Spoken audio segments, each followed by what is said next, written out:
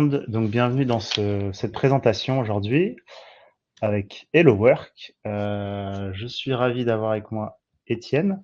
Donc je vais me présenter rapidement, Jérôme Salomon, je suis expert SEO chez OnCrawl, je fais partie de l'équipe Customer Success et j'accompagne des clients, notamment l'équipe d'Hello Work. Et je suis ravi d'avoir Étienne avec moi. Est-ce que tu peux te présenter, Étienne? Ouais, du coup, moi c'est Étienne, donc j'ai fait 8 ans que je suis dans le SEO. J'ai commencé par 5 ans en agence. Là, ça va faire 3 ans et demi que je suis chez Hello Work. Je travaille essentiellement du coup sur le produit Hello Work et notamment sur l'aspect technique. Donc, je vais travailler du coup sur tout l'optimisation du passage des bots sur le site, s'assurer des perfs aussi du site internet et après les missions classiques de SEO, développer le positionnement du site internet sur les moteurs de recherche. Très bien, merci Étienne. Et donc, on a collaboré sur une étude de cas qu'on va vous présenter aujourd'hui. Avant de commencer, quelques infos. Il y aura un replay. Vous allez le recevoir par email dans quelques jours. N'hésitez pas à poser des questions. Donc, dans le chat, il y a un onglet pour dire bonjour, etc. Il y a aussi un onglet pour poser les questions juste à côté. On y répondra à la fin. Donc, on va faire une session de questions-réponses à la fin de cette présentation. Et on va commencer. Donc, un peu de contexte. Donc, Hello Work, un site d'emploi qui gère une grosse volumétrie de pages. Est-ce que tu peux nous parler un peu des challenges SEO et en particulier ce qui est lié aux offres d'emploi? Ouais. Et à la gestion de ce volume de pages pour le SEO. Carrément. Donc, faut savoir que Hello Work, initialement, donc, c'était Région Job et différents sites. Enfin, c'était une combinaison de 9 sites différents. Donc, il y a un système qui a été mis en place sur la gestion des offres qui date du coup d'un petit catalogue, peut-être 50, 60 000 offres. Aujourd'hui, on va être du coup sur plus de 800 000 offres qui sont disponibles en ligne sur le site et peut-être plus de 1 million de pages en fait dans la structure. Donc, on a du coup des contenus qui sont très volatiles, qui du coup se ferment et s'ouvrent assez rapidement. Ça peut durer, une offre d'emploi peut durer entre, 1 à 2 heures, voire du coup une semaine, plusieurs jours. Enfin, c'est très volatile. Et du coup, en fait, on doit gérer ce catalogue-là pour s'assurer que les bots les découvrent en temps et en heure, sachent quand elles sont verrouillées, et également du coup quand elles arrivent. Ouais. Donc, ce qui vous a amené du coup à un peu challenger le système en place. Ouais. Ce qu'on va faire, c'est dans un premier temps que tu nous présentes le système tel qu'il l'était, donc de la gestion de vos offres expirées tel qu'il l'était avant. Et après, on pourra un peu discuter des étapes, des tests que vous avez mis en place, ce que vous allez chercher à optimiser finalement. Ouais, carrément. Donc là, vous avez du coup un graphique qui va vous expliquer un peu la vie d'une offre sur le site Hello Work. À la mise en ligne d'une offre, on va envoyer déjà une requête à l'API Google for Job pour le prévenir en fait de l'arrivée de cette offre-là. L'offre, du coup, on va dire qu'elle est en statut 1, c'est-à-dire qu'elle est en ligne. Elle va être disponible depuis les différentes pages de notre site, depuis le sitemap, elle va être linkée un peu de partout et du coup, elle sera accessible assez facilement. Lorsque l'offre va dite être pourvue, donc c'est soit le recruteur a décidé d'arrêter de recruter, soit du coup il a trouvé quelqu'un. Donc on va laisser en fait un laps de temps de 30 jours où l'offre va toujours répondre en 200. Le message, du coup, on va juste indiquer à l'utilisateur comme quoi l'offre est expirée, on va retirer les données structurées, associées, etc. C'est des spécificités aux offres d'emploi. Et également, en fait, on va à nouveau envoyer une requête du coup à l'API Google for Job pour vraiment le prévenir du coup que cette offre est expirée. Et enfin, en fait, au-delà de ces 30 jours-là, on va la rediriger en 301 vers l'association la plus proche, donc c'est-à-dire emploi Boucher-Rennes pour une offre d'emploi à Boucher. Ouais, du coup, qu'est-ce que vous avez cherché à optimiser ici? Quelles ont été les premières étapes? Les premières choses qu'on a voulu optimiser, en fait, c'est un peu les performances aussi au niveau du nombre de hits. Vous pouvez voir sur les stats, ça, c'est sur 7 jours de hits Googlebot. Donc, c'est vraiment fixé sur la plage IP et les user agents qui correspondent. Donc, on est sur un peu plus de 2,5 millions hits en 7 jours sur les offres d'emploi, sur celles qui répondent en 200. Donc, c'est à la fois celles qui sont en prod et à la fois celles du coup qui sont expirées, mais avec ce laps de temps de 30 jours. Mais aussi, en fait, on a ces 301, on a plus de 31% des hits qui sont des redirections 301. Il y a un peu de 410, on en parlera un peu plus tard. Mais du coup, nous, notre première inquiétude, c'est toutes ces redirections 301, ce nombre de hits, en fait, voir comment on peut le réduire. Parce qu'il y a des offres qui datent de 2017, 2018 qui sont encore hitées. Et ça fait vraiment un cumul. Et sur la Search Console, en fait, on se retrouve avec énormément d'offres qui sont stockées, qui sont indiquées comme en redirection, qui ne sont pas forcément digérées, pardon. Et du coup, ça commence à se cumuler depuis quelques années et c'est un signal qu'on souhaitait optimiser. Ouais, donc il y a la problématique donc, du crawl budget. et un peu le coût aussi de fonctionnement de toutes ces 301 que vous stockez Ouais, c'est ça, en base. totalement, ouais. Donc, la première étape, les premiers tests que vous avez menés, c'était d'abord sur les sitemaps. Est-ce que tu peux nous expliquer aussi le fonctionnement de vos sitemaps? Oui, carrément. Du coup, quand une offre elle est pourvue ou fermée, on la basculait dans des sitemaps qui sont du coup des sitemaps qui listent les offres expirées. Donc, c'était un peu des sitemaps qui étaient illogiques parce qu'on sait du coup que normalement, dans les sitemaps, on doit lister les pages de la structure qui sont dans le maillage, etc. Ça avait été pensé il y a des années pour vraiment, en fait, dans l'idée de transférer le reste de PageRank que pouvait avoir la page aux différentes pages auxquelles l'offre d'emploi était maillée.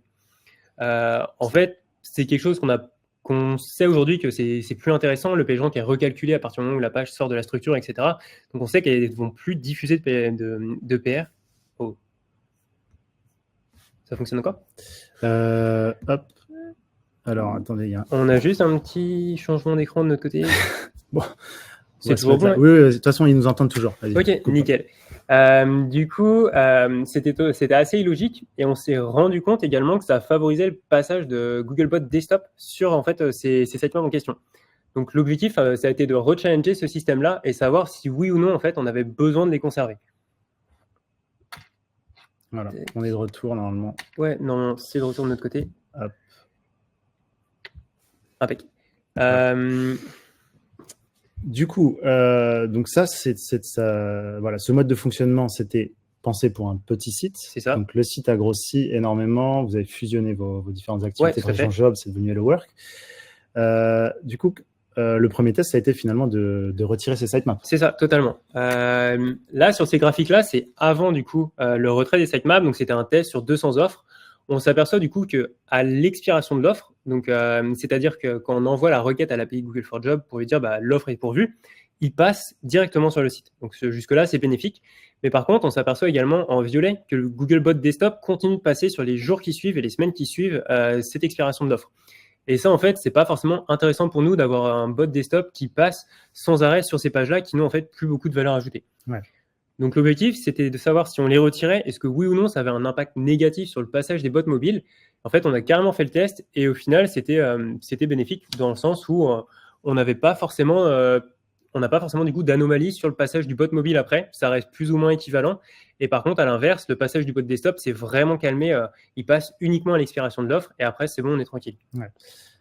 Quand on a fait l'atelier, c'est là où on s'était rendu compte que c'est vraiment des user agents desktop qui sont envoyés par Google pour visiter les sitemaps. Ouais, c'est ça. Retirer ces sitemaps, ça a vraiment lissé cette courbe, comme on peut le voir sur le graphique ici.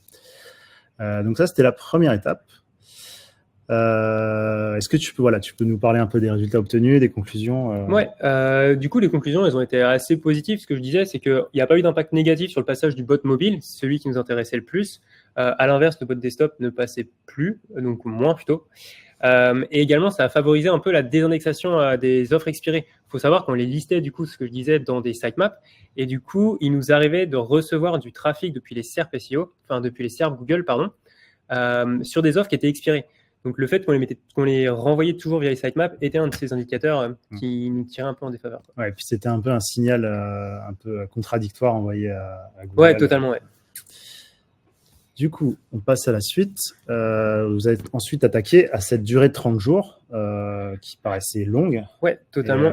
Et qui jouait aussi en notre défaveur sur la fameuse désindexation et le fait que du coup, les bots les conservaient de leur côté. La durée de 30 jours a vraiment été prise anciennement. Nous, aujourd'hui, on s'est demandé, du coup, est-ce qu'il y a vraiment un intérêt de laisser des pages inactives pendant 30 jours? On a croisé, du coup, les stats via OnCrawl sur, du coup, est-ce que, du coup, les utilisateurs passaient sur l'offre au-delà de 15 jours? Est-ce que, du coup, ils la conservaient dans leurs favoris, ce genre de choses? Et également, en fait, les bots mobiles ou les bots desktop, enfin, les bots Google, est-ce qu'ils continuaient de passer sur le site et jusqu'à quelle durée? Ouais.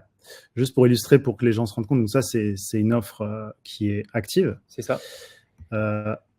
Ici, c'est le modèle de l'offre pourvue. Donc, on est sur une SERP. C'est ça, on va retirer le contenu et on va lister des offres qui sont similaires pour rediriger l'utilisateur. Voilà. Et donc, je vais revenir sur la présentation. Hop.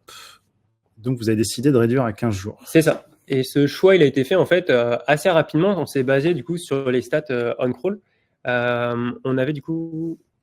regarder comment sur un slot de 200 offres, comment en fait les bots passaient. On voyait qu'au-delà des 15 premiers jours de statut expiré, les bots ne passaient quasiment plus.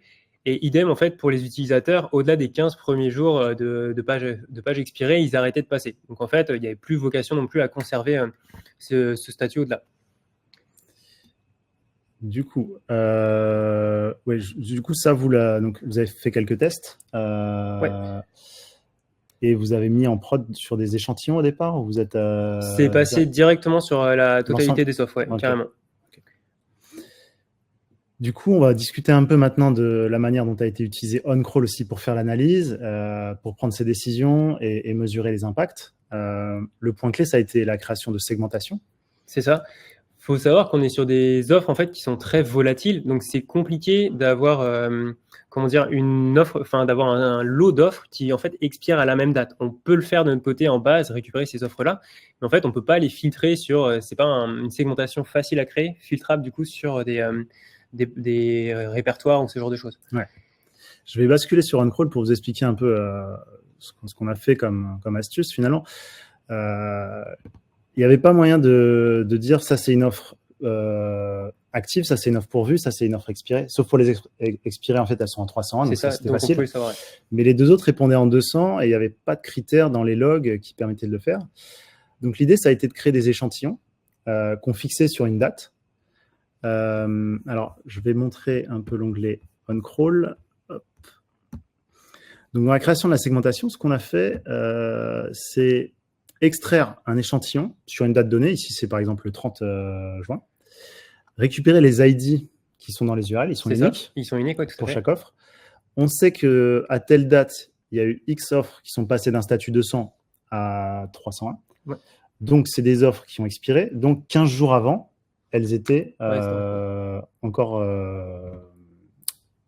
ouvertes. Oui, voilà, c'est ça, tout à fait, encore disponible. Et en fixant ça donc avec une regex, on fixe un échantillon et ça nous permet de regarder les stats de log sur plusieurs échantillons. Par exemple, ici, il y a un échantillon du 25 et du 30. Il y a des limites à cette méthode, c'est que vous n'allez pas pouvoir créer des regex trop longues. Le champ est limité dans OnCrawl. Mais sur des échantillons de pages, de moins de 1000 pages, vous pourrez facilement créer comme ça des groupes fixes plutôt qu'une segmentation dynamique telle qu'on a l'habitude de l'utiliser sur OnCrawl. Mais c'est vrai qu'après, sur les graphiques, ça a permis tout de suite de montrer l'évolution. Oui, c'est ça. Et du coup, en fait, on pouvait rapidement tirer des conclusions sur, du coup, là, dans ce cas-là, sur la durée en fait, de cette typologie de page, que le passage à 15 jours, en fait, était vraiment OK, ça posait pas de problématique. Et derrière, après, on a suivi un peu, en termes de perf, ce qui pouvait... surtout au niveau des hits qu'on recevait depuis les serveurs Google, savoir s'il y avait toujours de la visite depuis des pages qui étaient expirées. En fait, ça a réduit, donc ça a dû jouer également avec le passage du retrait des sitemaps. On avait du coup moins d'offres dans l'index qui étaient expirées. Et également, du coup, on n'a pas forcément eu un gros impact sur le passage des bots après, suite à ce changement de statut à 15 jours. Du coup, voilà, ça c'est les retours que tu nous expirais. Au niveau de la désindexation des offres expirées, ça a été plus rapide aussi. Ouais. Et surtout, pas d'impact négatif. C'est ça, il n'y a aucun impact négatif et c'était vraiment ce qu'on voulait, quoi. Et même de notre côté, d'un point de vue produit, en fait, le faire durer 30 jours, c'était pas forcément intéressant. Les 15 jours sont largement suffisants pour rediriger un internaute vers autre chose. Donc là, vous avez retiré les sitemaps expirés, vous avez réduit la période d'offres pourvues. Ouais. Et après, le chantier suivant, ça a été le statut. C'est ça. Et ça, c'était vraiment un des gros chantiers. Donc, comme on vous disait au début, on est à plus de 17-18 millions d'historiques indiqués dans la Search Console d'URL en redirection et concernant que des offres d'emploi. Donc, en fait, c'est quelque chose, du coup, nous, d'un point de vue technique, on vient stocker ça en base. C'est aussi quelque chose, côté Google, qu'on voit croître et on se demande si à un moment ou non, ça peut nous tirer vers le bas. Là, pour le moment, ça fonctionne très bien comme ça et c'est pas gênant. Mais aussi, sur le côté logique, en fait, la 301 n'a pas forcément de logique à être mise en place de cette manière. Et même au niveau des guidelines de Google, ils parlent de la 410 pour les offres d'emploi. Donc, ce qu'on s'est dit, c'était voir un peu comment un bot pouvait réagir si on mettait en place de la 410. Donc, la première hypothèse, c'était de mettre en place directement la 410 à partir du moment où l'offre est arrivée en statut 2, c'est-à-dire qu'elle était fermée ou alors que pourvue. Ouais. Et la deuxième hypothèse, c'était on laisse la phase de 15 jours tranquille où elle répond en 200 et ensuite on la bascule en 410. Plutôt que 301. C'est ça, plutôt que 301 qui n'avait pas forcément d'intérêt.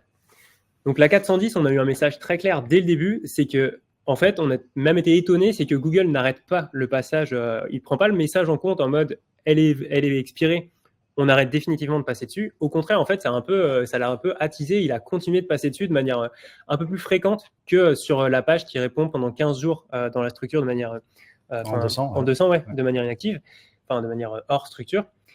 Et en fait, là, il passait de manière beaucoup plus importante. Donc, on a oublié tout de suite cette hypothèse-là, puisqu'on a fait le test sur 500 offres et c'était vraiment pas concluant. Et à l'inverse, du coup, quand on a testé l'autre méthode, c'est-à-dire de passer en 410 à partir du moment où les 15 jours d'inactivité sont passés, on peut voir en fait qu'on se fait très peu hiter sur la 410. C'est un comportement qui était plus ou moins similaire à ce qu'on voyait déjà sur des offres qui expirent en 301. Au-delà de 15 jours, la 301, il passait un peu dessus sur sur cette typologie de page. Et la 410, c'était un comportement qui se ressemblait. Ouais. Donc là, c'était des premiers échantillons, donc de 450-500 URL. L'objectif, c'était ensuite d'aller mettre ça en place sur d'autres typologies d'offres qu'on a. Et du coup, on a élargi au fur et à mesure les tests. Ouais. Juste pour ceux qui regardent les deux graphiques, donc pour les redécrire un peu plus en détail. Donc au début, en vert, on voit bien le statut, voilà, l'offre en prod qui répond en 200. Bon, il y a quelques 304, mais bon, ça, on n'en tient pas compte. Et c'est surtout après, en orange, on voit les 410. Donc ça c'est quand il n'y a pas les 15 jours. Là, quand il y a les 15 jours, il y a quasiment plus de 410, comme tu le disais, Étienne. C'est vraiment sur le graphique, c'est très parlant. Voilà. Et donc ça, c'était filtré aussi sur des pages de notre échantillon. C'est comme ça aussi qu'on a pu avoir cette vue. Sinon, on aurait des 200 tout le temps et des 410 tout le temps. Ouais, c'est ça, parce que c'est des pages qui arrivent, qui se ferment, qui s'ouvrent. Enfin, si on avait fait ça sur des échantillons beaucoup plus costauds, ça aurait été compliqué. Je continue donc. Ouais, c'est donc comme je disais, on a élargi au fur et à mesure l'échantillon. Donc là, aujourd'hui, il y a peut-être, là, il y en a 360 000 donc qui sont retenus par Google, mais on a peut-être 500, 600 000 offres aujourd'hui qui vont répondre en 410. Et c'est mis en place ce système depuis fin juin.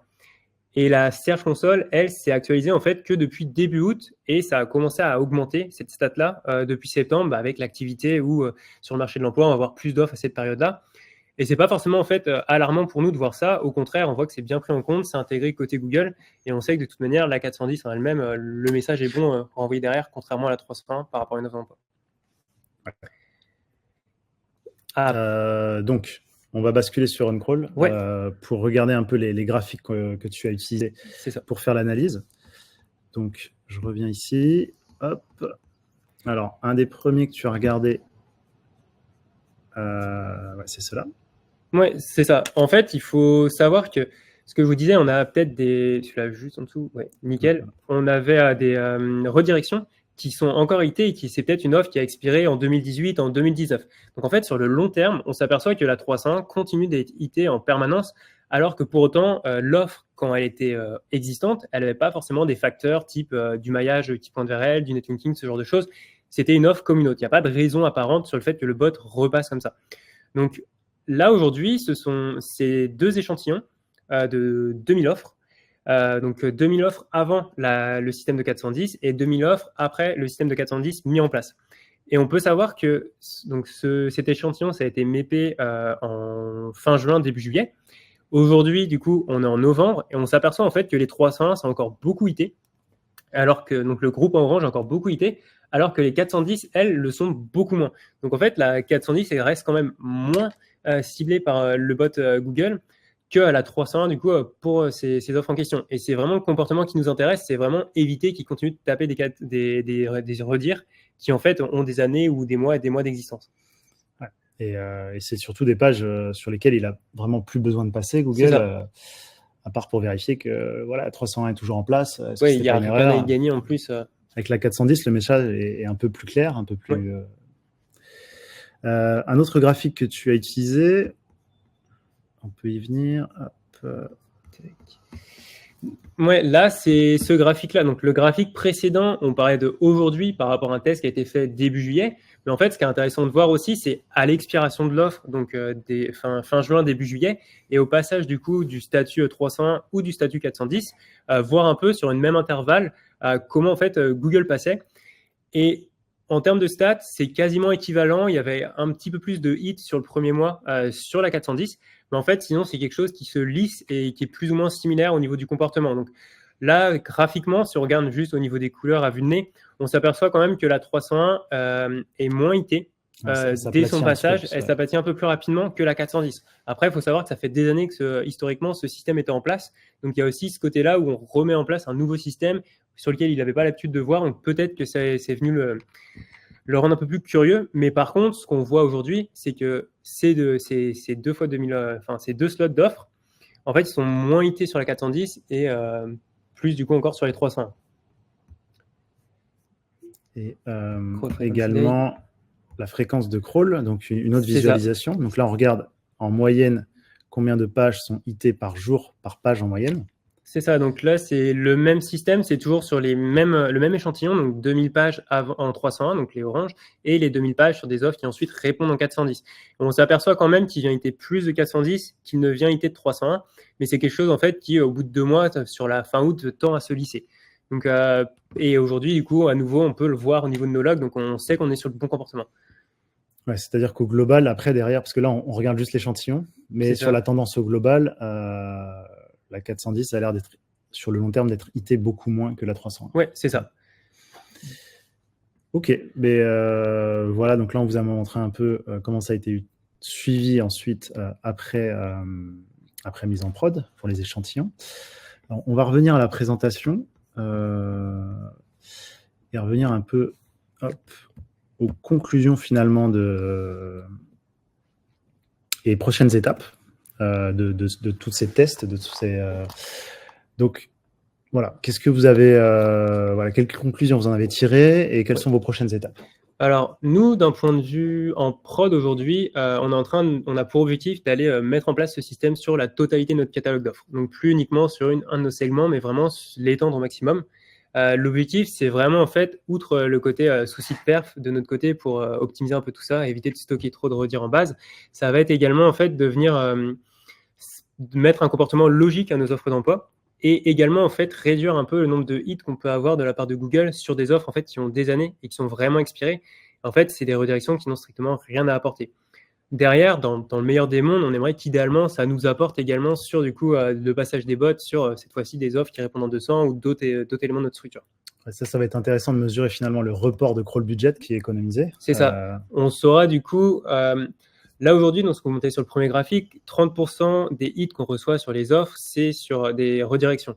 Donc, l'objectif, c'est qu'une fois que le système est bien ancré, bien en place et tourne pendant un bon petit moment, c'est de voir un peu comment ça se transfère. Est-ce que, du coup, on va retrouver une équivalence, on va passer sur 30% des hits des offres sur de la 410, ou est-ce qu'à l'inverse, on va baisser un peu au niveau du nombre de hits sur les offres expirées? Et également, en fait, voir à terme les 301, comment il va continuer de les taper, parce que c'est quand même des années d'historique qu'on a derrière. Après, il y a aussi l'économie qui a été faite. Vu que finalement, les offres pourvues ne sont plus en 200 pendant 30 jours, mais 15. Ouais. Même si sur la deuxième quinzaine, tu expliquais qu'il y avait très peu de bots, mais il y a déjà cette économie-là qui est faite. Oui, c'est ça, entre autres. Ouais. Et après, derrière, on a une grande question qui va se poser, c'est la gestion de l'historique. Aujourd'hui, on a du coup plus de 17-18 millions d'offres qui sont en redirection. Est-ce qu'on a un intérêt ou pas à aller lisser le comportement? Ça va être quelque chose qu'on va devoir réfléchir aussi en interne, de savoir si on a un réel intérêt ou pas. Est-ce qu'il faut se contenter de passer en 410, celle où Google continue de hitter malgré la présence de la 301 depuis des années ou une longue période? Ça va être quelque chose qu'il va falloir mesurer, mais ça va être vraiment fait une fois qu'on aura vraiment la sûreté que le fait que ce soit sur tout le catalogue, ça soit bien du coup suivi, que ce soit sans effet négatif et qu'on ait bien les impacts souhaités. Ouais. Avant qu'on passe à la session de questions-réponses, je vois que dans le chat, il y a déjà des questions qui sont posées. Peut-être un conseil que tu donnerais aux SEO qui gèrent des sites à grosse volumétrie, qui sont sur des sites soit pas forcément d'offres d'emploi, mais qui gèrent des annonces qui expirent. Voilà, un conseil dont partager. Pour que ce soit du gros site ou quoi que ce soit, en fait, là, quand il y a un système qui est là et qui est présent historiquement, souvent on dit tant que ça fonctionne, on ne touche pas. Mais en fait, rien ne vous empêche de commencer à réfléchir aux problèmes que vous pouvez potentiellement identifier, les gains que vous souhaitez. Et après, nous, c'était quelque chose qui était vraiment présent depuis longtemps. Ce qu'on a fait, du coup, c'est qu'on a bien identifié les différents KPI qu'on voulait voir s'améliorer.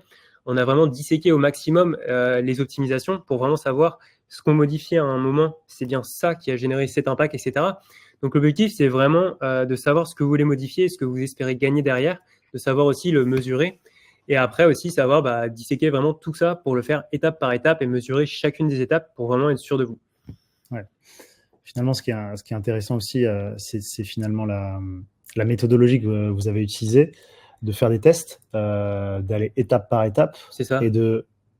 Et pour chaque test, de pouvoir mesurer que c'est telle chose qui a impacté le résultat en isolant les étapes une par une. C'est ça, et c'est la force des échantillons, parce qu'on reste, c'est ce qu'on disait, on est sur des catalogues de 800, 1 million de pages. C'est impossible en fait d'avoir l'exactitude de la donnée sur tout le comportement, mais par contre, si on arrive à avoir des grands échantillons, ça nous montre déjà une grosse tendance et ça nous permet de nous rassurer sur les optimisations qu'on fait. Ouais.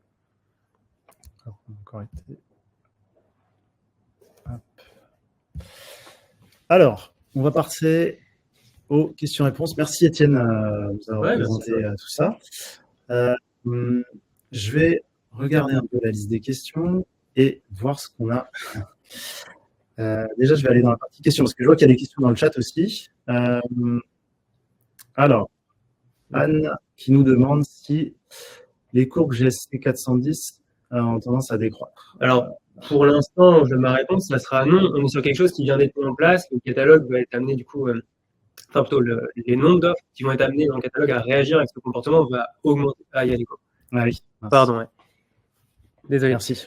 Du coup, donc pour te répondre, pour moi, là, ça va continuer de croître, le volume des 410. Peut-être qu'à terme, ça va être amené à réduire. Ça, on le saura une fois que ça sera bien mis en place sur la totalité du catalogue et sur le long terme. Mais pour le moment, je pense que c'est quelque chose qui va continuer de monter.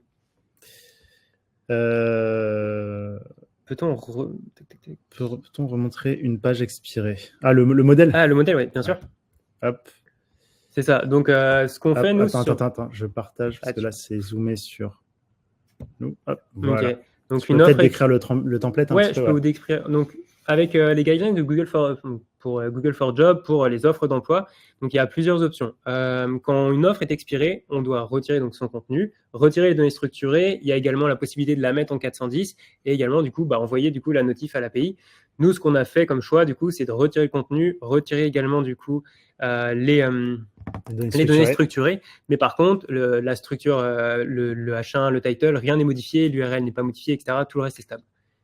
Et du coup, elle est sortie du maillage aussi. Hein. Ça, c'est important. Ouais, c'est ça. Elle est totalement sortie du maillage. Et du coup, plus dans aucun sitemap. Aussi sortie des sitemaps aussi. C'est ça. Et du coup, pour répondre à tu avais la première question de Victor. Hop. Là, du coup, ça enchaîne sur les questions sur les pages expirées. Sur les listings. Comment est-ce que tu gères les offres expirées sur tes pages listing?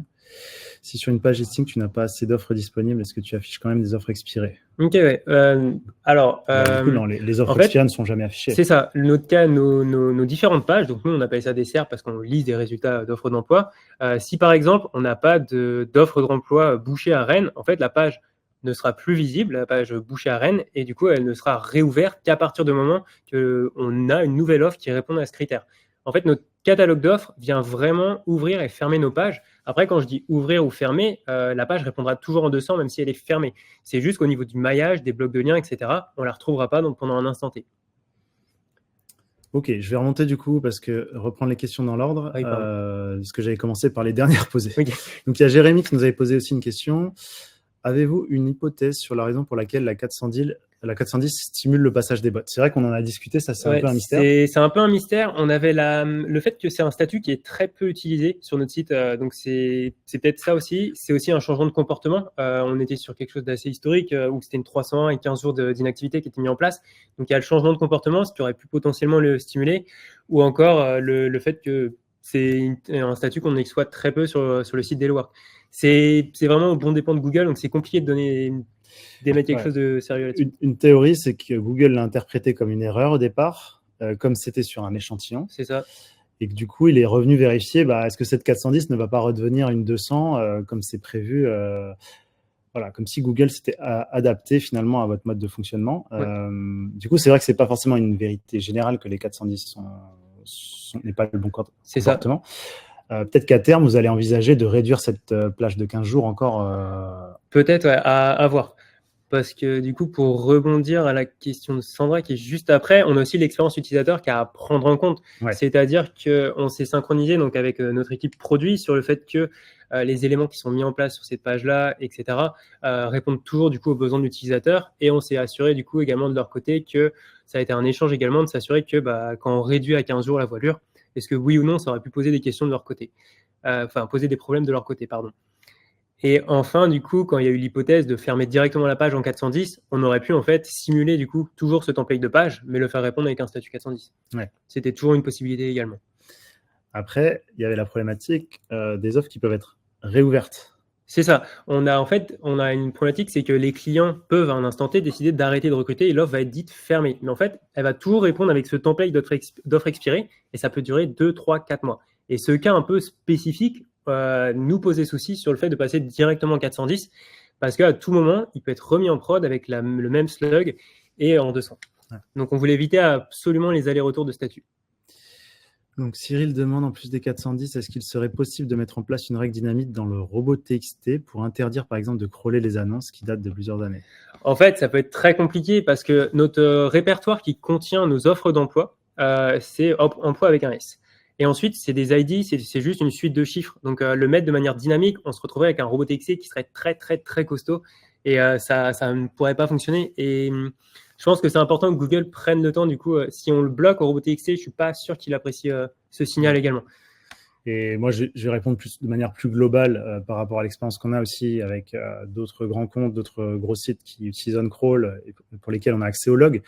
On sait que la gestion du crawl budget par le robot TXT, c'est un quick fix.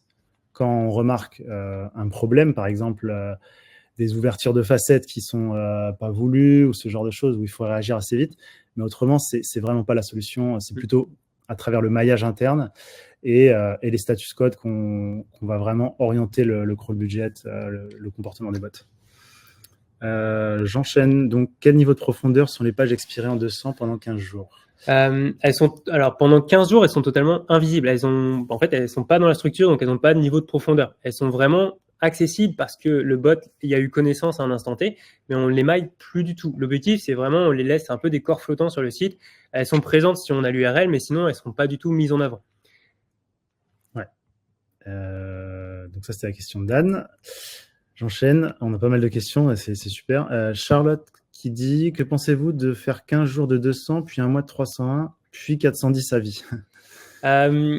C'est intéressant, mais je pense que le fait de switcher 3 fois de statut, c'est pas forcément un message qui est la 301, non, c'est une redirection qui est dite définitive. Donc, le fait d'ensuite repasser sur un statut de 410, je suis pas convaincu que ce changement soit un très bon signal. Et en fait, l'objectif de la 301, encore une fois, c'est vraiment d'aller transférer du PageRank d'un point de vue SEO.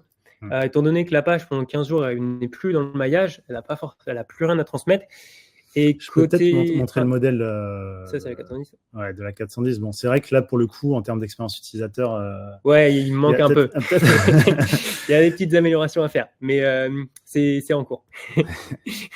Mais ouais, et après, les internautes, pour les rediriger, en fait, on va vraiment avoir le côté les offres similaires. Et c'est là où c'est intéressant d'aller démailler vers les offres qui sont calculées de manière à faire une similarité. Ouais. Mathieu qui demandait, est-ce que ça aide à quelque chose en termes de visibilité, cette réduction des hits via la 410, ou l'objectif est juste d'optimiser les ressources serveurs? Aviez-vous du mal à faire hitter vos offres actives? On n'a pas de difficulté à faire hitter les offres actives, puisque à partir du moment où on l'envoie sur la Google for Jobs via l'API, on a forcément un hit derrière. On est toujours sur les lots de 1000 offres que je vais tester, les 1000 vont se faire hitter via du coup un des bots Google. L'objectif, il y a le côté un peu ressources serveurs, même si ça reste, c'est pas forcément, d'un point de vue structure, c'est pas très coûteux, on va dire la table qui vient stocker toutes ces redirections. C'est vraiment en fait un souci de perf d'aller se dire, est-ce qu'on peut pas limiter le passage du bot sur de la 301 et essayer de transférer, d'optimiser un peu tout ça vers de la 200 et réduire un peu son passage sur des URL qui n'ont strictement rien à transmettre par la suite via leur 301. C'est surtout là-dessus.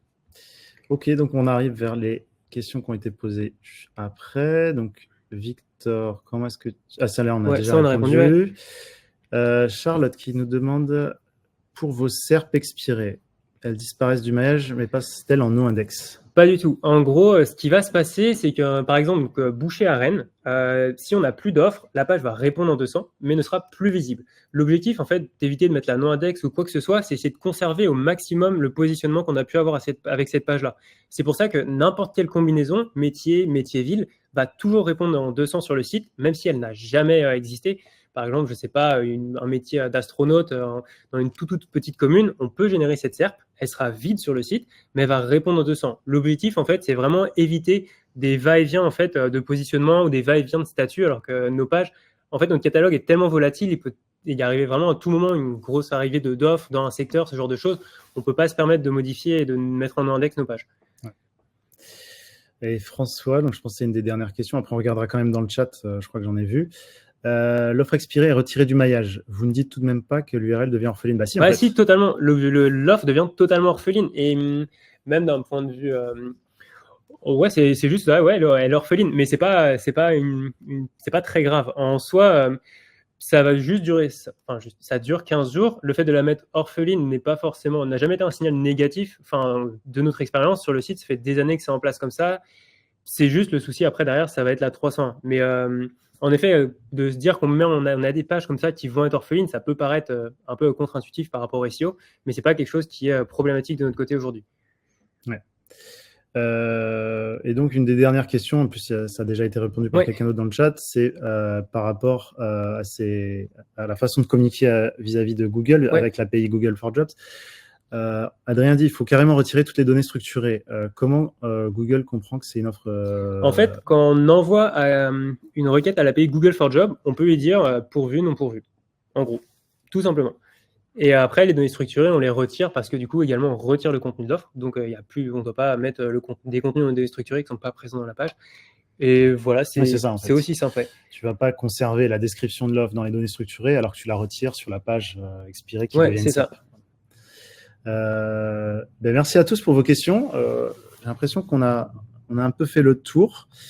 Il y aura un replay et voilà. Après, si vous avez d'autres questions, vous pouvez nous contacter sur LinkedIn ou votre moyen de communication directement on crawl. Et je vous remercie à tous pour votre présence. Merci à tous. Bon après-midi.